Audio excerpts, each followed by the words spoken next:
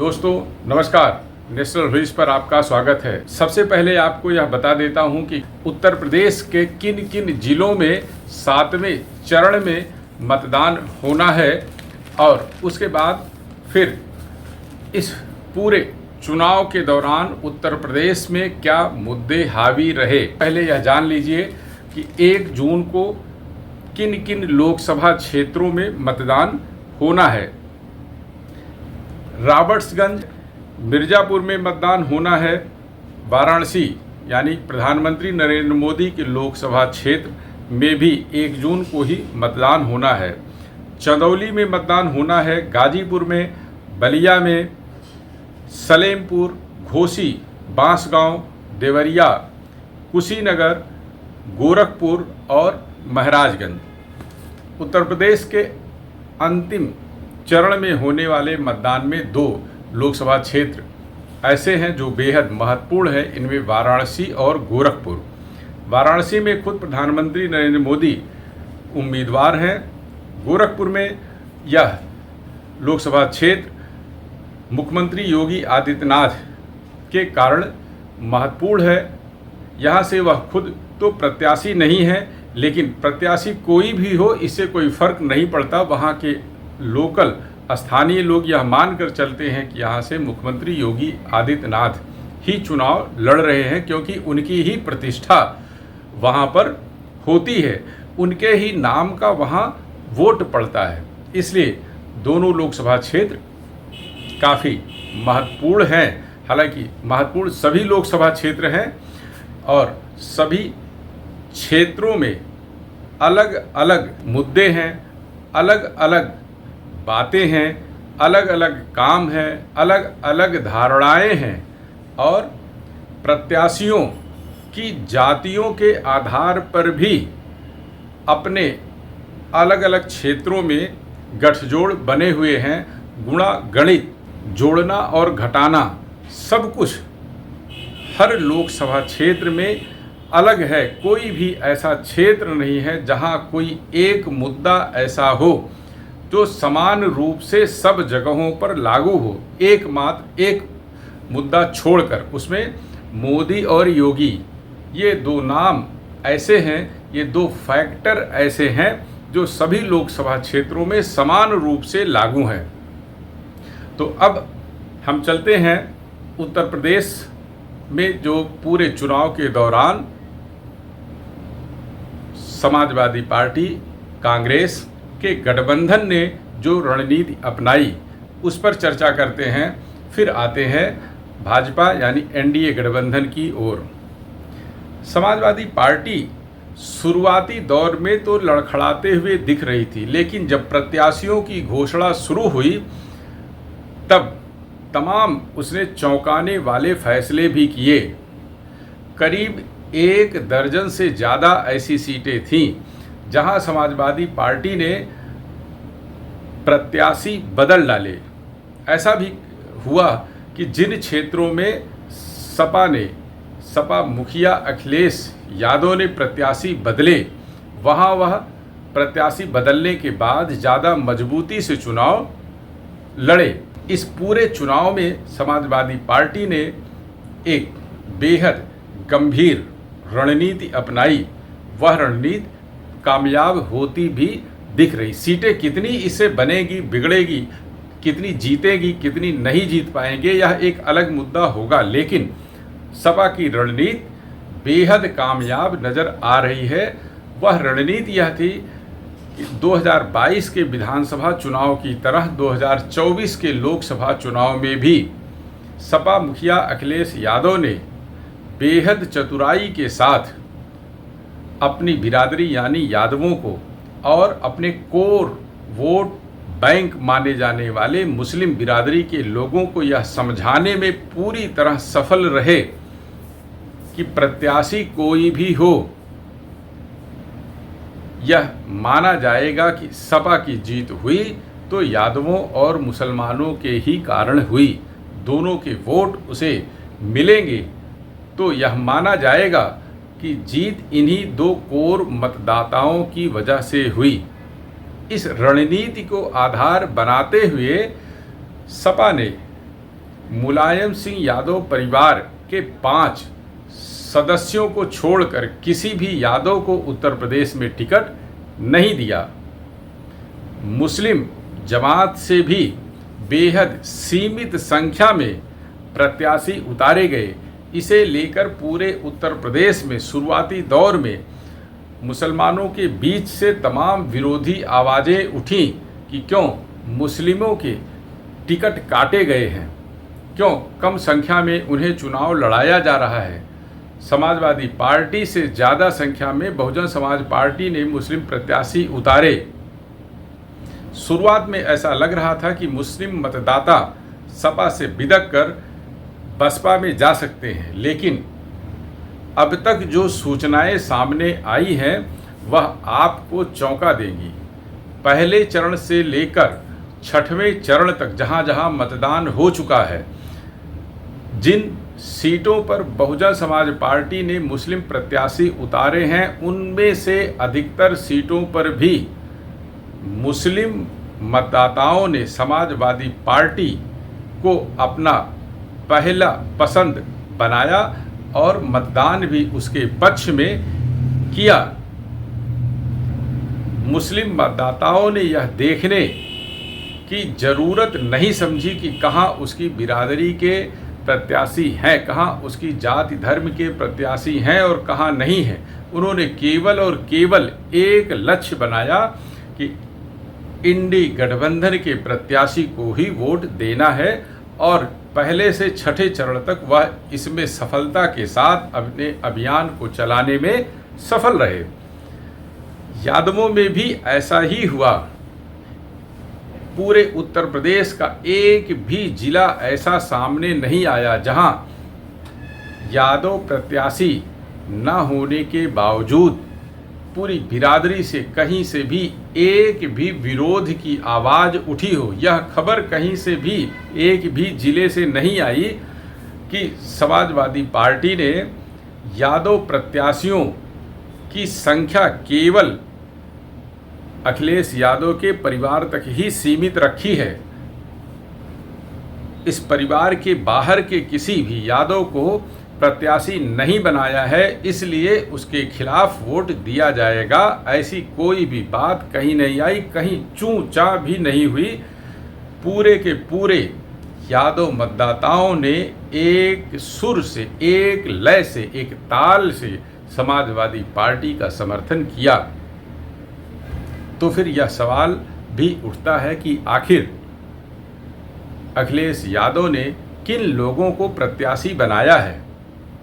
अखिलेश यादव ने ओबीसी में गैर यादव जातियों पर निशाना साधा, दलितों पर निशाना साधा, बड़ी संख्या में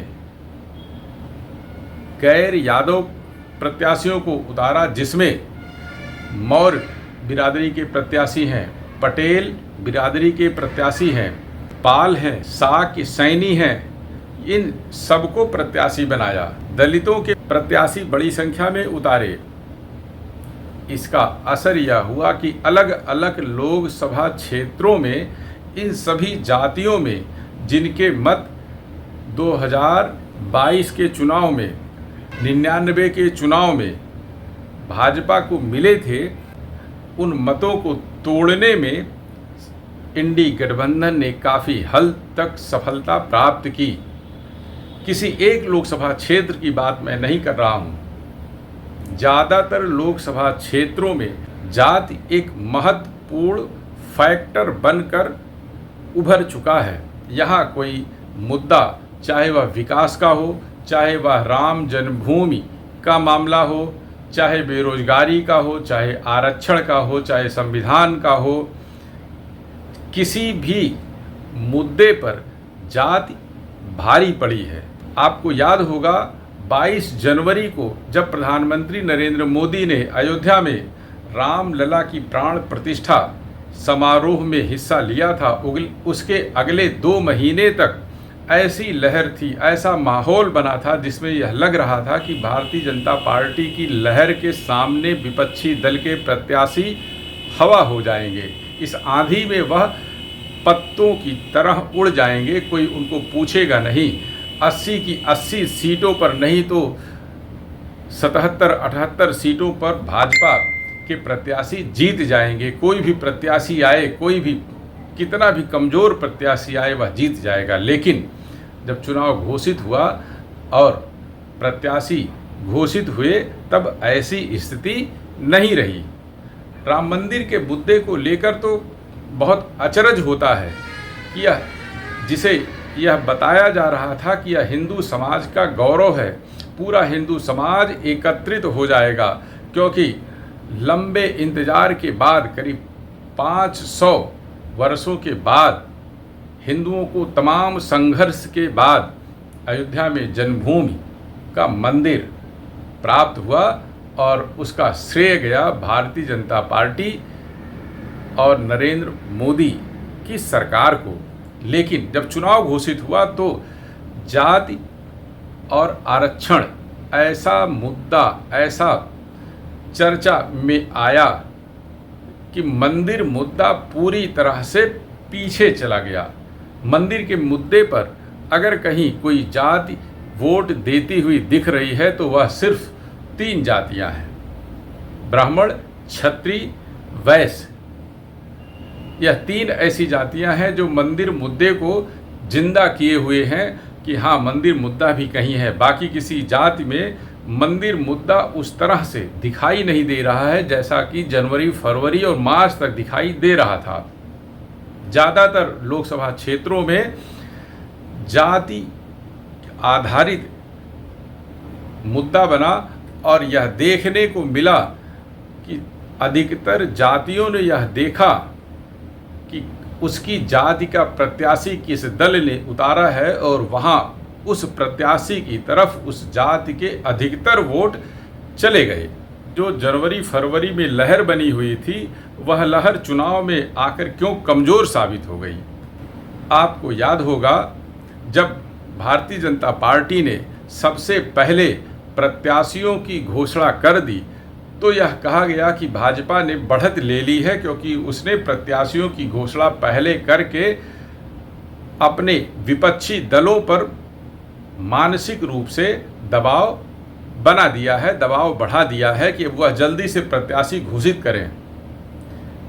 भारतीय जनता पार्टी का यह कदम उसके खुद के अपने समर्थकों के लिए भी चौंकाने वाला था, क्योंकि इसके पहले ऐसा कभी हुआ नहीं था। भाजपा का शीर्ष नेतृत्व ऐसा अक्सर होता था कि नामांकन प्रक्रिया के अंतिम दिन बीतने के 2-4 दिन पहले ही प्रत्याशियों की घोषणा के बहुत कम सीटें ऐसी होती थी जिन पे 10 दिन, 15 दिन, 20 दिन पहले प्रत्याशी की घोषणा हो जाए। ज़्यादातर सीटों पर नामांकन की प्रक्रिया खत्म होने के कुछ दिन पहले ही प्रत्याशी घोषित किए जाते थे। कई तो ऐसे भी होते थे जहां नामांकन के 2 दिन पहले, 1 दिन पहले प्रत्याशी घोषित किए जाते थे। तो पहले से प्रत्याशी घोषित कर दिए जाने के कारण कई जगहों पर ऐसा हुआ कि भाजपा के जो वर्तमान सांसद थे, टिकट कटने के बाद बिदक कर दूसरी जगहों पर चले गए, क्योंकि वह पूर्व में भी दूसरे दलों से आए हुए थे भाजपा का टिकट हासिल कर सांसद बन जाने के लिए। जब भाजपा ने उन्हें टिकट नहीं दिया तो वह फिर दूसरे दलों का रास्ता पकड़ गए और समाजवादी पार्टी ने इसका फ़ायदा भी उठाया। जो भाजपा के सांसद थे छिटक कर उसके पाले में गए, उसे सपा ने रणनीतिक तौर पर उनके कुछ के क्षेत्र बदले, कुछ को उन्हीं क्षेत्रों में उतारा, लेकिन उन्हें मजबूत बना दिया अपने वोट बैंक की बदौलत। चुनाव में एक और बहुत खास बात देखने को मिली। पूरे चुनाव क्षेत्र में, पूरे पहले चरण से लेकर अंतिम चरण तक मतदाताओं के बीच में ज़्यादातर भाजपा प्रत्याशियों के नाम को लेकर विरोध खुलकर सामने आया। भाजपा के कार्यकर्ताओं का भी यह कहना था कि प्रधानमंत्री से कोई विरोध नहीं, प्रधानमंत्री के विकास कार्यक्रम ऐसे हैं जिसमें ना चाहते हुए भी उनको वोट मिलेगा, लेकिन प्रत्याशियों के चयन ऐसे ऐसे हुए हैं जिन्हें किसी भी तरह से समर्थन नहीं दिया सकता। ऐसे प्रत्याशी भी चयनित आ गए जिन्हें टिकट मिलने की कोई उम्मीद नहीं थी, क्योंकि लगातार उनके क्षेत्रों में पूरे 5 साल उनका विरोध हुआ था। कई सीटें, जैसे खास तौर पर कौशाम्बी में विनोद सोनकर, प्रतापगढ़ में संगमलाल गुप्ता जैसे कई प्रत्याशी हैं जहां प्रधानमंत्री का विरोध नहीं है, मुख्यमंत्री योगी आदित्यनाथ का कोई विरोध नहीं है, भारतीय जनता पार्टी का कोई विरोध नहीं है, वहां विरोध केवल प्रत्याशी का है। इसके अलावा यह पहली बार ऐसा दिखा जहां क्षत्रियों ने समूह बनाकर, संगठित होकर भाजपा का विरोध किया और भाजपा के शीर्ष नेतृत्व की ओर से इस मामले में कोई ठोस रणनीति भी नहीं बनाई गई।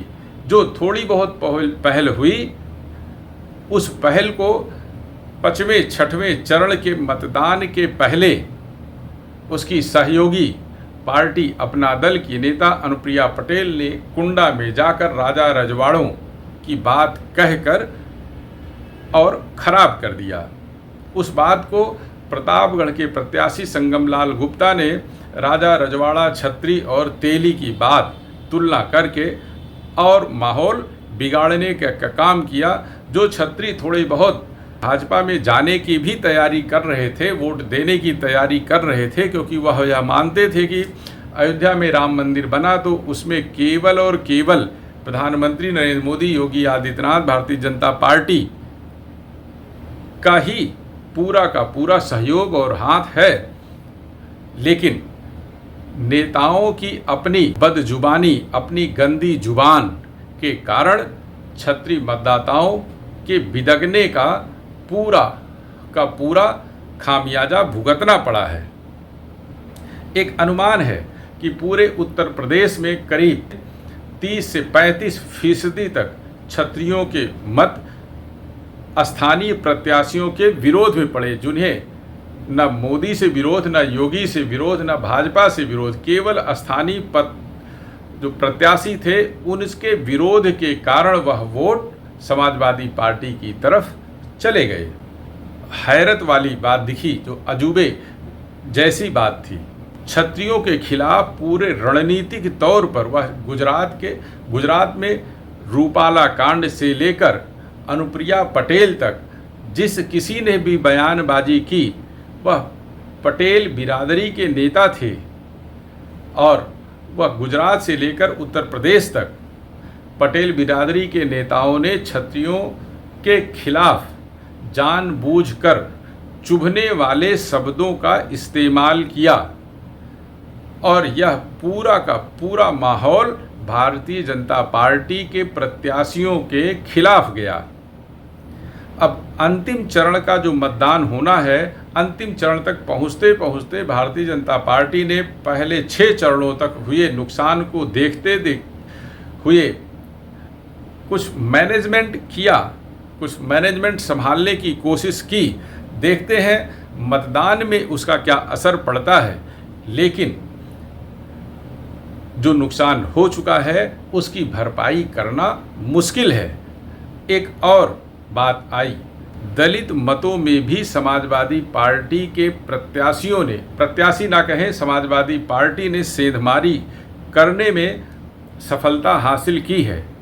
अनुमान है कि करीब 30 से 35% तक दलित मतदाताओं के वोट इंडी गठबंधन के प्रत्याशियों को मिले हैं। इसमें कांग्रेस के अध्यक्ष मल्लिकार्जुन खड़गे का वह वादा भी महत्वपूर्ण भूमिका में आया, जिसमें उन्होंने कहा कि ये तो 5 किलो ही राशन देते हैं, हम 10 किलो राशन देंगे यदि हमारी सरकार बनती है। उसके अलावा आरक्षण पर प्रधानमंत्री नरेंद्र मोदी लगातार ओबीसी समुदाय को समझाते रहे, यह बताने की कोशिश करते रहे कि कांग्रेस की जहाँ जहाँ सरकारें हैं या इंडी गठबंधन में शामिल सहयोगी दलों की जहाँ सरकारें हैं, वहाँ ओबीसी कोटे में से काटकर मुस्लिमों को आरक्षण दिया जा रहा है। लेकिन वह अपनी बात लगता है कहने में, समझाने में पूरी तरह से उत्तर प्रदेश में सफल नहीं हो पाए। यहाँ इंडी गठबंधन के नेता यह समझाने में सफल रहे कि इनकी सरकार आएगी, यानी भाजपा की सरकार आएगी, मोदी की सरकार आएगी तो आरक्षण खत्म हो जाएगा। इसके लिए इंडी गठबंधन के नेताओं ने भाजपा के कुछ नेताओं की ओर से पूर्व में दिए गए कुछ बयानों को कोट किया और यह समझाने में सफलता लगता है हासिल कर लिया है कि भाजपा और मोदी की सरकार आएगी तो आरक्षण खत्म हो जाएगा। यह एक किस्म का दुष्प्रचार था जिसको वह पूरी तरह से अपनी रणनीति में इंडी गठबंधन सफल होता हुआ दिखा, क्योंकि मैंने कुछ पढ़े लिखे ओबीसी समुदाय के लोगों से भी बात की। उनका भी यह कहना था कि हाँ, मोदी सरकार, भाजपा सरकार आरक्षण के खिलाफ है, क्योंकि वह आबादी के हिसाब से ओबीसी समुदाय को आरक्षण नहीं देना चाहता। ओबीसी समुदाय के आरक्षण में बढ़ोतरी की जानी चाहिए और मोदी सरकार यह काम नहीं कर रही है। जबकि इंडी गठबंधन की यदि सरकार बनेगी तो ओबीसी समुदाय का आरक्षण बढ़ जाएगा, ऐसा वादा इंडी गठबंधन के प्रत्याशियों और दलों नेताओं ने किया है। कितना बढ़ेगा, कितना घटेगा, क्या होगा, क्या नहीं होगा, यह तो उन्हें नहीं पता, लेकिन वह इंडी गठबंधन के इन वादों दावों पर कुछ हद तक भरोसा करते दिखे। तो जो अनपढ़ या कम पढ़े लिखे मतदाता हैं, उनकी क्या स्थिति होगी, यह आप स्वतः समझ सकते हैं। उन्हें प्रमाणों की कोई ज़रूरत नहीं थी। जहां कांग्रेस की सरकारों ने ओबीसी के कोटे में से ही मुसलमानों को आरक्षण दे दिया, जामिया मिलिया अलीगढ़ विश्वविद्यालय में दलितों के कोटे के आरक्षण उन्हें नहीं मिले, ओबीसी को आरक्षण नहीं मिला, पूरा का पूरा आरक्षण की सुविधा मुस्लिम समुदाय को मिल रही है। ऐसे प्रमाण की उन्हें कोई ज़रूरत नहीं थी।